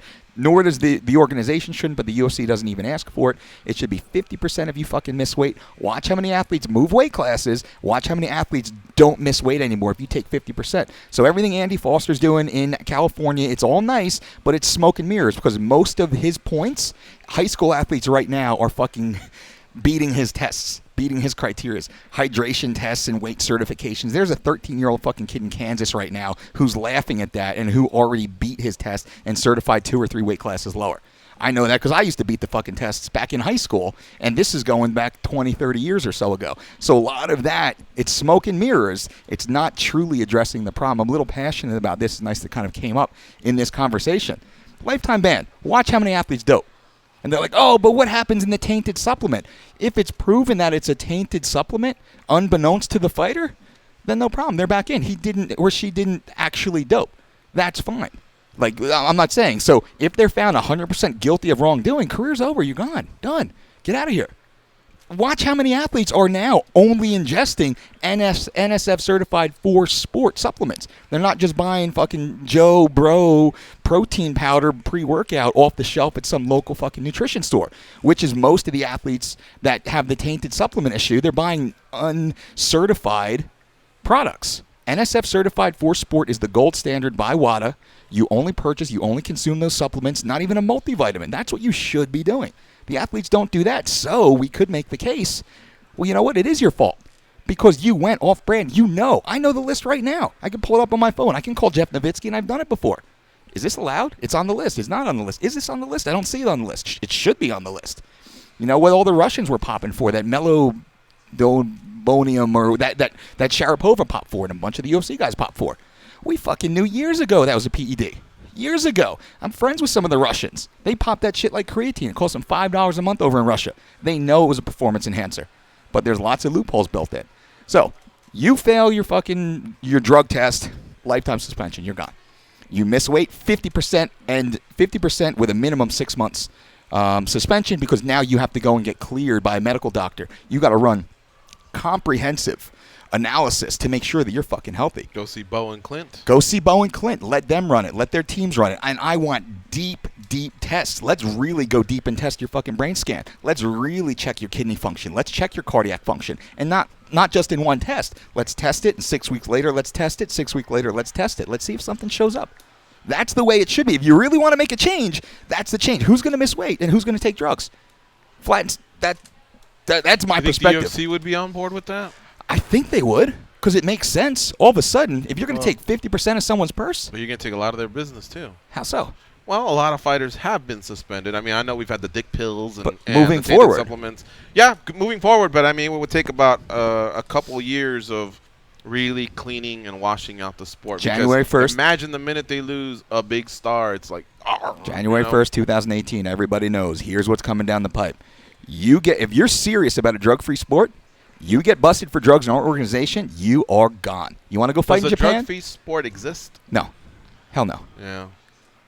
I think Chael Sonnen said it best. You better believe people are using PEDs to enhance performance-enhancing drugs to enhance performance. That's the whole point of it. Right. There's attorneys right now in court on blow and on Adderall and popping pills and everything else to be focused. There's NASCAR drivers right now with beta blockers so they can stay locked in and focused on what they're doing to keep their heart rate nice and low so their adrenaline doesn't pump. Golfers, same thing. They got to hit that perfect shot and tune out the world. You better believe doping is going on in every aspect of the sport. I don't want to blame the UFC because it's MMA, and then there's all the other sports, NFL and MLB, all these players' associations. Kind of a joke because the athletes know exactly when they're going to get tested, and they know when they're not going to get tested. That's where I do respect the new program the UFC has implemented, the random testing. Yes. Average of about 6 to 7 per athlete. Yep. Catching them at 6 a.m. That is, in comparison to NFL, NBA, MLB, impressive. The UFC, I believe, has the best doping program on the planet, but it's so easy to beat. What do golfers use? I don't know the drugs, but there's certain drugs kind of slow down the brain and increase focus to reduce the onset of your speeding heart and anxiety, to keep the focus and the visuospatial awareness coordination. You've heard that, or you've seen it? You know it for a fact. Absolutely. Huh? I mean, you do a quick Google I think search. those guys are pussies as it is. The fact that you can't yell at a golf course, and you have a 6'3" Cuban monster throwing 100 miles an hour. The count's 3-2. It's the 9th inning. Playoffs. Stadium's going nuts. Millions are watching at home. And that guy has to deal with a ball that can break, like a dime. It can break and curve. Yep. Or it can be a heater coming at 103 miles an hour. Yep. Yet the golfer needs absolute quiet to tap in a ball that's like 6 inches away. What the fuck, man? Every other sport. And to top it off, he's got something to calm his nerves. Whatever he's pumping Oh my God, through. that's Imagine ridiculous. what it's like to line up for a penalty with the game on the line and people going crazy, or in basketball having to hit that free throw away. I mean, it's a nightmare. And those guys get, shh, don't talk. I'm about to do something. Or how about you got one timeout, you have 90 yards to drive your team, and on the other side are some of the best athletes in the world with pads on who are all trying to decapitate you. Exactly. And you got to call plays, make sure everyone's on point. Ball's slippery, you're tired, your shoulder, and you still got to remember all that. There's a clock that's winding. Yep. The stadium's going nuts. The pressure. And you still got to make these passes and complete a first down and hand it off. But golfers need to be settled, and everybody needs to be quiet. Yep. This is the equivalent. If you told me you're going to win the Masters if you can lay that pen down on that yellow sheet, and I say, really? That's all I got to do is that? And I win? Yep. And all they got to do is tap it in. Yet they need absolute silence. Yep. I mean, you could have the Who performing behind me, and I will do that. Yeah. Thank God I didn't miss. Huh? And their buddies got to bring the club. It kind of rolled, right? They don't have to hold their back. Yeah, and somebody's carrying their stuff. And Golfers. Get real. That said, Topgolf is blowing up, and if they would love to sponsor big screen the right now, MMA too. Junkie Radio Show, we would love to have you all. Nice. All right, we got to recap Tough. We have a former Tougher in the house, and it is one of my favorite seasons. Cody Garbrandt, TJ Dillashaw mixing it up yesterday, and as you can tell, if I didn't even know Dana White had pulled the plug on GSP and Bisping, I certainly don't know much about what happened yesterday. Yesterday we had some stuff to do regarding the Junkie Gathering. Then we had a football practice, and that was a ton of fun. So GG wasn't moving too well, even though I considerably did less than everyone else on that field. It was a blast, though. Didn't you? You had a good time, right? Good bloody nose and all. It was awesome. Yeah, Jay. How about Jay from Vegas? Yeah. He had to put on the big boy pants. Okay. He took a hit. Eddie Washington was a wrecking ball, wasn't he? Junkie listener Eddie I think Washington. we need to stretch the field out a little bit because everything was too I mean, he congested was in the running middle. into people and diving, and he knocked out 2 of his own teammates. Isn't this touch But football? it was flag football, yeah. Flag. And there was some contact there. And A lot of collisions. Going up the middle. I told Jay, I go, you got to get up, you got to get up. And he dusted himself off and got up. I was really, really proud of him. All right, good for him. Yeah, I good just Jay. had to shake off the cobwebs a little bit because, I mean, the Eddie's like 6'3", man. Big Oof. dude, yeah. And he ran into Jay. Poor Jay was like 5'7" or so. Okay. It was a lot of fun out there. All right, so we're going to take this break. It's MMA Junkie Radio on Sirius XM Rush 93. We'll come back and we'll talk Tough 25, Episode 4. Stay close.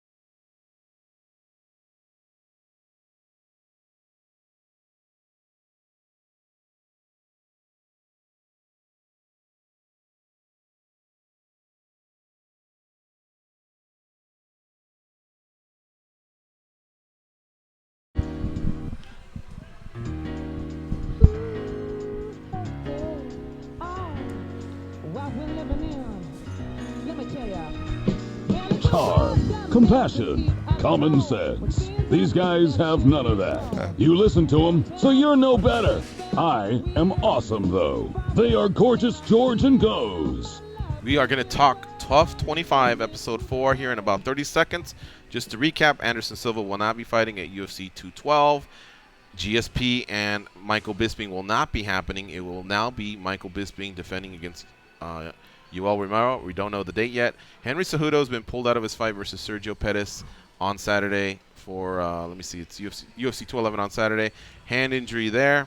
Pettis will get paid, we heard. His show up. He's not eligible for anything else because there won't be no win bonus and no sense in weighing in. I'm sure all that's been cut off. However, many people were saying, how about Pettis? Just grab him and throw him in against Ben Nguyen in about a month or so, as Joseph Benavidez pulled himself out of that fight yesterday as well. So with Benavidez and Cejudo hurt, then how about Pettis flying out and fighting Ben Nguyen? Tim Elliott took that fight, right? Yeah. Oh, we did? Yeah. Oh, well, there you go. Which fight did he take? As I said, I like that replacement. I think it's going to be a fun fight. For Pettis? No, for Ben Nguyen? Ben Nguyen versus Tim Okay, Elliott. all right. But Pettis is basically not fighting on Saturday. Right. Now, what has happened is Christoph Jocko will be fighting David Branch on the main card now. They've been promoted. And lastly, Jessica Penne flagged for potential anti-doping violation following a biological passport review. All right, let's turn it over to our intern, Jason B. He's going to recap Episode 4 of The Ultimate Fighter Season 25. Hit it, Danny.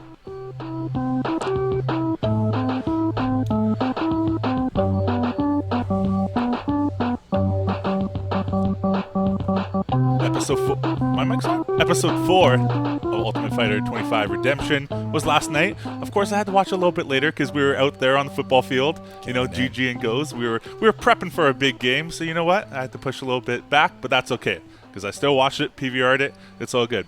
PVR'd it? PVR'd it. Is that what they call it in Canada? Yeah, PVR. We call it DVR. Yeah. Oh my God, this is so awesome! I love when they Why do do they these call things. it PVR?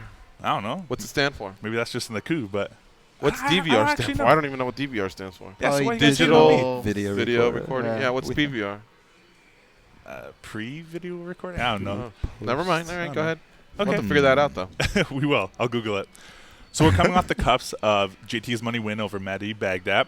And, of course, Team Dillashaw, man. You're riding high right now. 3-0. Team Cody looking for something right now. They're 0-4. And like I mentioned last week, their top 3 fighters axing the competition. Ooh. So they gotta change something quick.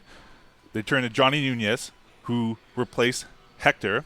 Came in, so he's a replacement for Hector. And James Krause was originally supposed to have the second fight of the first episode of The Ultimate Fighter, but got pushed back. So he has a lot of time to kind of soak it in. He was expecting to cut weight right away, but he had to wait a couple episodes and a couple weeks to do so. But James Krause is a UFC veteran. He's coming off 2 wins in the UFC. He's 23-7 in his career, and 20 of those wins are coming by TKO, KO, or submission. So he knows how to put guys away. That's one thing. Until I did my research, I was like, wow, this guy knows how to end a fight. He doesn't let it. I love finishers. Love it, too. Yeah, we mentioned Carlos Condit earlier. At one point, he had 26 wins, or 28 wins. 26 of them were finishes, 13 KOs, and 13 subs. I love looking at that stat. What's you better can than tell that? Was a balanced attack. Yep. Especially in this season of The Ultimate Fighter, because every time you get a finish, you get a little pocket money with $5,000, which doesn't hurt, of course. So Johnny Nunez is coming in this competition, replacement. He's 6-1 in his MMA career, and in my opinion, he's going up against the toughest competitor in this. James Krause is no joke. He's in the UFC. Right. All these guys are fighting to get back into the UFC redemption, and he's there. He feels like, look, I got the short end of the stick the last time. I didn't even make it into the house. I lost to Justin Lawrence, and he has even said, this competition, I owe something to it. I got to get back in this competition, and I need to win this for his legacy, because he feels like that. Johnny Nunez has been in Ultimate Fighter 22. He was a replacement again when he lost in the preliminary round to Ryan Hall by the heel hook in like 44 seconds. That's when we realized Ryan Hall was a jiu-jitsu expert. So he got brought back by Faber. That was the season when Connor and Faber could bring back one guy. And then he ended up losing again, unfortunately. So this is his 3rd shot at the Ultimate Fighter. Wow. And Dana White's even said to him, hey, look, this is kind of your last. And how much pressure is that? You're versing James Krause, probably the most experienced guy. And Dana's literally saying, hey, this is your last chance. But I was actually okay with him being really relaxed. He seemed calm. We saw him talking to Misha when they were watching the fights, and he seemed really calm. He said he wasn't nervous, just anxious. So I kind of liked his positivity going into the fight. I was like, okay, maybe, you know what? He might be able to pull the upset here. It would be a big upset right now because, I mean, this is the UFC level. But you know what? Going into the fight, I thought, okay, Johnny Nunez, stick to your game plan. Cody gave him a good game plan saying, hey, look, you're going to have to fight dirty. You're going to have to use your wrestling, mix it up, because he's going to be really relaxed. And this is a lot of nerves for you. But if you stick to the game plan that Cody gave him, I really thought he had a chance. The fight going in, they came right off the bat throwing bombs. They hit each other with good shots. Johnny Nunez was putting the pressure on him, hit him with an overhand right and a left hook, and then got the takedown. I was like, okay, Johnny, this is how you're supposed to be fighting, because James came out really relaxed, seemed fluent, kind of no nerves, because he's been on the big stage before. So I liked what Johnny Nunez's game plan was. Come forward, take him down, mix it up. They got against the cage, threw hard knees at each other. It looked like Krause maybe threw a couple more hard knees. He was a little better in the clinch. Broke away from that, and they were standing again. James Krause looked really fluent, but Johnny Nunez, that overhand right and the left hook landed a couple times. And then James Krause threw the knee, hit him. Good mix up on the feet. I was like, hey, Johnny Nunez, I didn't expect you to be this fluid on the feet. He's doing really good. And then eventually he hit Krause. It looked like Krause I thought he got hit right off the bat, but he slipped. Johnny Nunez went for the Darce choke, couldn't get it, stood back up, and then eventually Krause hit him with a knee, went down, ended up taking his back, and submitted him with a rear naked choke. But a little disappointing because I was kind of rooting for Johnny Nunez as the underdog. I like the underdog stories. But overall, I think good fight. If Dana sticks to his word and says this is his last shot to get in the UFC, I kind of feel bad. But James Krause, man, he looked really good, really excellent. You know, Johnny Nunez had the chance for the choke, but overall, good fight. Yeah, I think Johnny Nunez's performance didn't warrant something that a guy that we never want to see again. It was exciting. He landed bombs. I thought he hurt. I thought he hurt Krause. Reach. I thought he did an amazing job. I thought he was winning round one up until that very end. He's a guy that I would want to see back. So hopefully they can maybe make room or add a lighter weight class. Johnny's he's a 45-pounder. We don't know what Johnny was doing before they got that call to go to that house. I know what Johnny was doing. You do? I do. All right. Over at the Encore? I saw Johnny at the MMA Awards. Oh, okay. Okay. And I don't think he was training for the Ultimate Fighter at that point. But well, Johnny's he a beast. performed well. I thought he landed a couple shots. I thought he hurt Krause. He went for a Darce early on. He let it go, so showing a little bit of experience. If you don't have it, okay, I got this guy hurt. Let's see what I can do. I thought Krause to be able to come back from that, because he probably was confident going in, and he even he wanted to tap hands early on, and Johnny actually fainted like he was going to take him down. He maybe would have been well served to do it because Krause was off balance. He wasn't sure if they wanted to touch gloves or not. He didn't, but regardless, it was a fun fight. I have yet to see the whole episode because after football, I had my buddy in town, did all that stuff. But what'd you think of the episode overall? Was there some drama between the coaches or anything? Not between the coaches. And this is what I kind of like what we talked about last week when I was doing my tough recap, is they're more focusing on the fighters and the redemption stories. Coming in after the first episode, I was like, well, the series is called Redemption, so we want to know what these guys are going through. Like, what happened? Because usually when people lose on tough and don't win and don't make it in the UFC, we don't really hear from them again. So I like this whole series where you can actually see what people went through and their mindset after. Some guys might be like, you know what, it's not for me. And you got a guy like JT Money who fought loads of times after and then made it back and has probably one of the best redemption stories in the whole season. There's a little bit of drama because Diego Lima and Haider Hussein are teammates together at ATT down in Coconut Creek, Florida.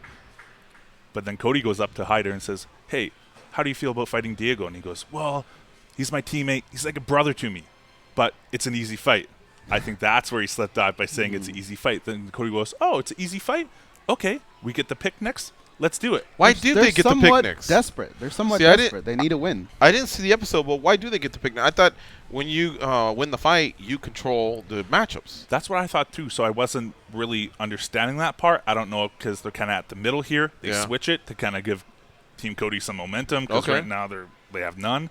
So I don't really understand that part. But Haider said it was an easy fight. So Cody's like, okay, well, let's fight. And he's like, well, he's my brother. And Cody's like, are you here for you? Or are you here for your team back home? Like, whose journey is this? Is it your guys' journey or is it yours? Do you want to make it into the finale and do you want to win the show? And finally, when Cody came up and announced the fight, Hyder versus Diego Lima, Hyder was just so apologetic. I love you, bro, and stuff, because that's like his brother. So I understand that. And Diego was a little more like, okay, it's business.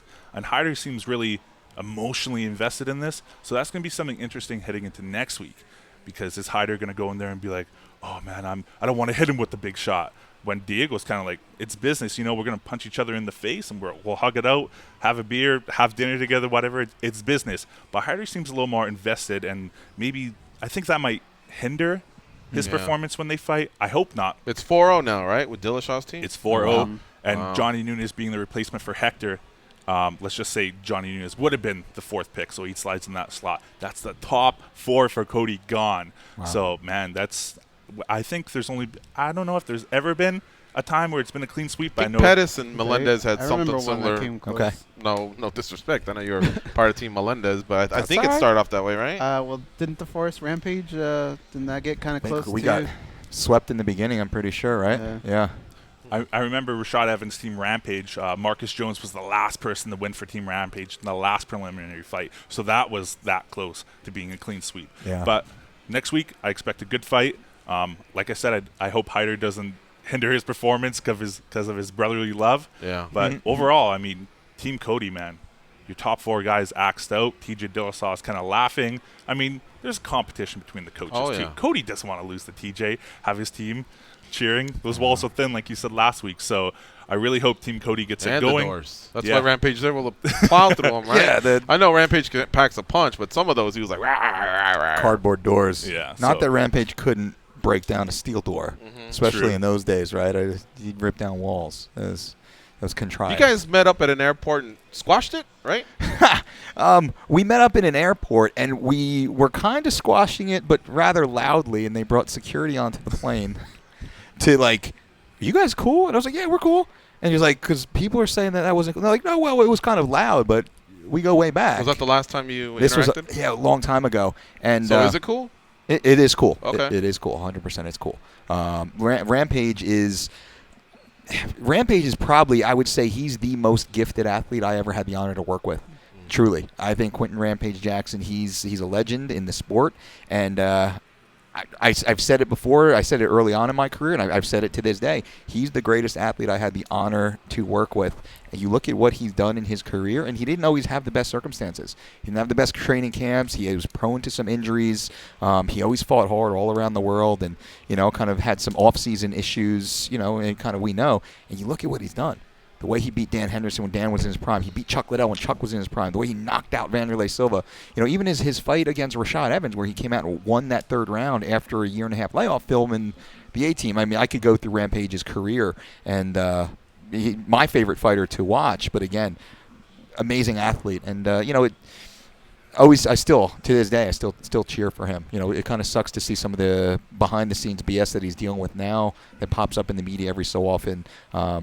But he's a monster. He's a beast. Do we know the matchup for next week, by the way? Hyder Hussein versus Diego Lima. We just talked about it. Yep. Hey, what's wrong with me, man? I need to get my brain scanned. I forgot you asked Dolce a question. I forgot he brought up Hyder and Diego Lima. People don't understand. Blood work. This is how I describe this show. Get that blood work. Blood work. Telling you. This show, I describe it to everyone as it's like taking a test for 2 hours when you were in college. Yep. And when you were done, the first thing you just kind of walk out and go, and you take a deep breath, and your brain is kind of fried for the next 30 minutes, and you have to recover. That's what this is like. You don't remember anything you talked about.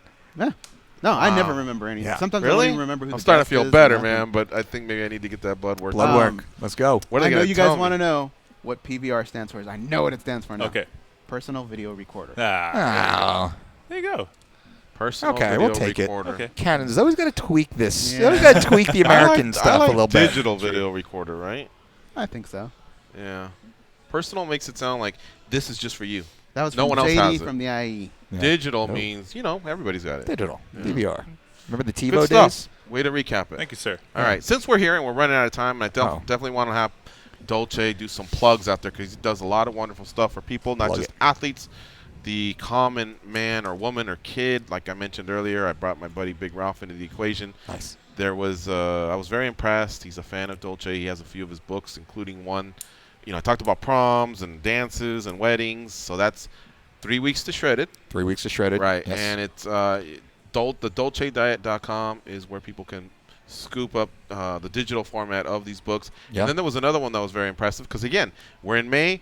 A lot of kids are going away to college, and that one was really popular. The College Diet Guide. In 2 months, people are going to be traveling. You know, they're going to be driving U-Hauls or flying somewhere and installating their kids so that they can become, you know, boys and girls becoming men and women. Yes. And it's called the College Guide, right? The College Diet Guide. Diet Guide, yeah. And it's awesome. It's not a big book. It's very clean and concise. It teaches college kids how to eat on a budget, but how to feed themselves when they're living dorm life, when they're in the shared suite life, when they're living off campus in the apartment. We tell them exactly what they need to do, how to down to their utensils and their plates, because in dorms they can't even have hot plates. Sometimes they can't even have coffee makers. So we tell them exactly what you can and can't use, how to store that, where to put your dishes, slide them under your bed so your dickhead roommate doesn't touch and, you know, do some. Schools are a little late to the party. I know they're starting to change their menus and everything, but basically it's like 20 grand, you know,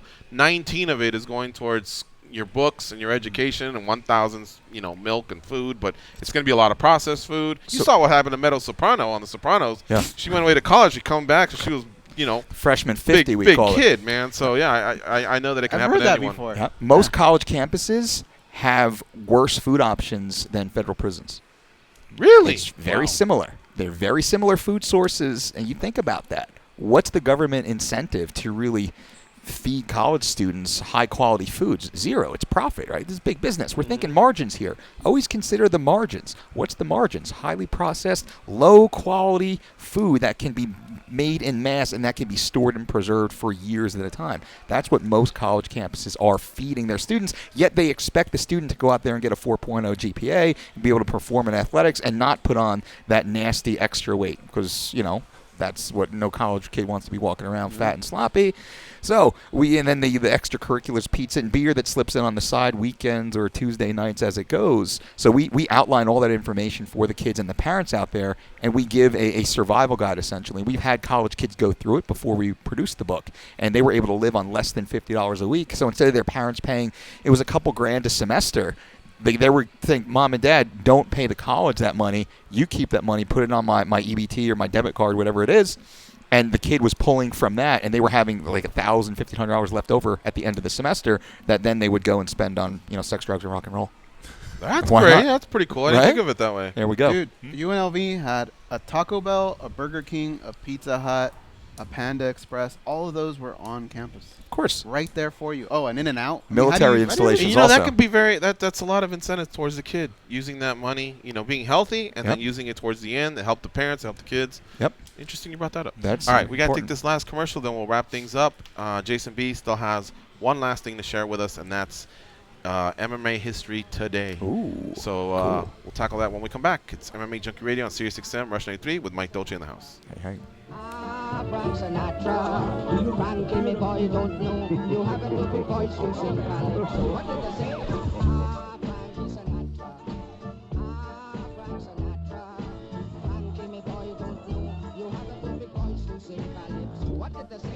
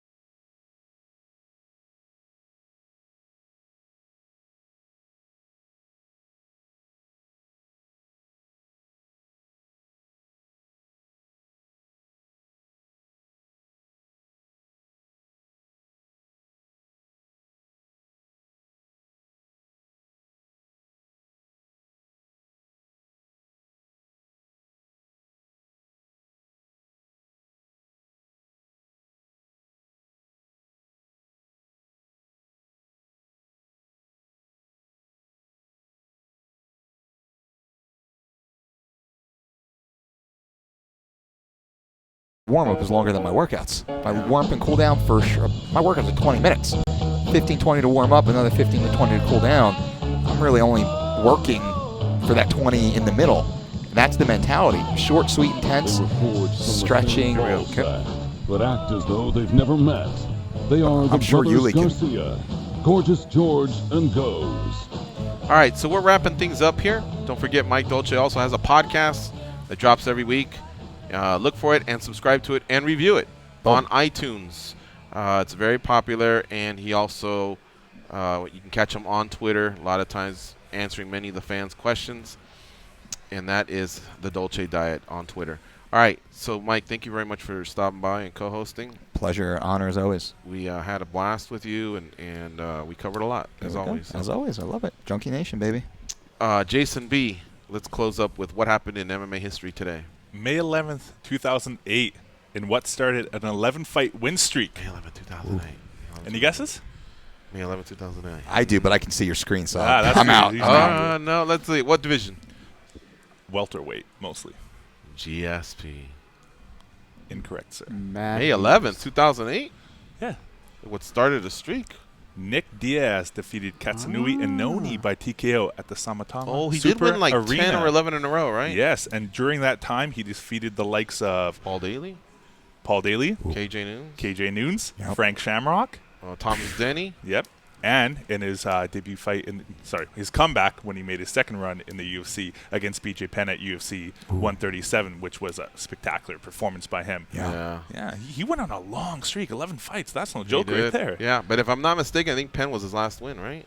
That was because then he went on to face Carlos Condit for the interim, lost by unanimous decision, GSP, and look how Silva. popular he is. He can still sell quite a ton of pay-per-views. Nick Diaz versus GSP. That's the GSP comeback fight. That'll sell bigger than the Bisping fight. No title needed. I agree with I that. wonder if Woodley's licking his chops because he technically doesn't have a matchup. We said the winner of Masvidal and Maia could get there, but now if GSP's disqualified from that other one, maybe he comes back to welterweight, or maybe Dana White soured. I don't know. You'll find out more by clicking the refresh button on MMAjunkie.com throughout the day. Was that the only one, by the way, for the year? That was the only one that was provided by at MMA History Today. Follow him on Instagram and Twitter at MMA History Today. So he sends me all the good stuff, and I read it out to Junkie Nation. Good job, man. All right. So tomorrow we'll be joined by Access TV Fights CEO Andrew Simon. He'll be our co-host for the day. And we might have another guest or two. I don't know, but we've been having a blast with just our co-hosts, haven't we? Been fun, yeah. Yeah. And, of course, we have writers and videographers on the scene in Dallas, Texas. So we got you covered for UFC 211. Once again, Cejudo is out this weekend. That's unfortunate. Jocko and Branch step up to the main card, but it's still a great card, and I cannot wait. In a few minutes, kicking off will be Manchester United versus Celta Vigo at Old Trafford. We are up 1-0, so all we have to do is preserve that lead, and we will be in the Europa final. So go Man U. For Jason B., Danny back east, Mike Dolce, The Goes, I'm George. Go out there, have a nice day. Be champions. I'm gonna have me some fun. It cost me my very last dime. If I